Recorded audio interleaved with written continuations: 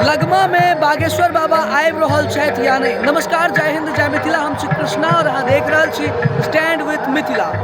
Stand with Mithila के माध्यम से तमाम सारा वीडियोज अहाँ के लगमा के हम बराबर दिखाबैत रहलहुँ हैं और अहाँ सब देखते रहलहुँ हैं। ढेर सारा आशीर्वाद प्यार अहाँ हमरा दैत रहलहुँ हैं। आइ हम अहाँ के बताबऽ जा रहल छी जे लगमा में जे लक्ष्य चंडी यज्ञ भ रहल अछि। एहि यज्ञ में अहाँ सब तमाम सारा वीडियो देखने हेबै, जैमे कि बाबा बागेश्वर के आबै के बारे में वीडियो अहाँ के देखऽ के भेटल है। हालांकि एहि चीज के ऊपर किछ समय पहिने तक 100% पुष्टिकरण नहीं छल, तै दुआरे हम अहाँ के स्टैंड विथ मिथिला के माध्यम से नहीं बताबैत छलहुँ हैं। लेकिन आई ई कन्फर्मेशन भ गेल और 100% आप कन्फर्म अछि।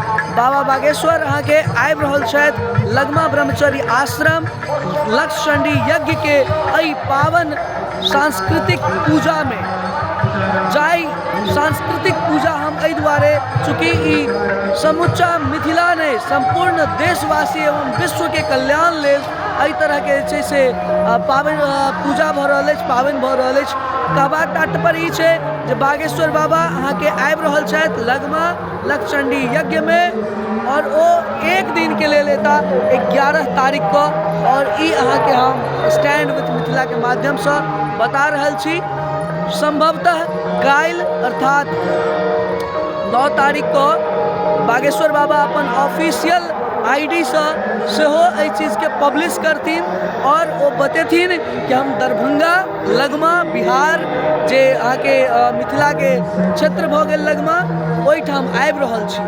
तो अहाँ सब सेहो आबि सकै छी और लगमा में एहि पूजा के एहि लक्ष्य चंडी यज्ञ के देख कऽ अपन जीवन के धन्य कऽ सकै छी। दोसर बात, जे केओ गोटे आबै छी शांतिपूर्वक आउ, एतऽ सब प्रकार के सुविधा अहाँ के अछि। बिल्कुल शांति रूप से आबि कऽ एहि पूजा के देखू, एहि यज्ञ के देखू और जीवन के धन्य करू। चूँकि कखनो काल का की होइ छै, भीड़ के एगो अपन क्रोनोलॉजी होइ छै। ओहि भीड़ के क्रोनोलॉजी में नहीं जाकर ओहि तरह के माहौल क्रिएट नहीं होबऽ देबऽ के एहिमे मुख्य रूप से जे जनता होइ छथिन हुनको भूमिका रहै छै। चूँकि प्रशासन अपना स्तर से सबटा चीज करे के लेल तैयार रहै छै। चारू साइड प्रशासन अहाँ के तऽ पूरी तरह से मुस्तैद छै। लेकिन चूँकि सामाजिक तौर पर हर व्यक्ति के जिम्मेदारी सेहो छै जे ओ कोनो भी कार्य के सफल करे के लेल ओहिमे अपन पूरा प्रयोग, अपन पूरा प्रयास करथिन। पूरा प्रयास करे के आवश्यकता छै ताकि कोनो तरह के परेशानी नहीं हो किनको। अहूँ सब आबै छी, आओ घूमू और बहुत सुंदर अति पावन स्थान अछि लगमा, जतय अहाँ आबि कऽ एगो सांस्कृतिक माहौल के अनुभव कऽ सकै छी, एक्सपीरियंस कऽ सकै छी।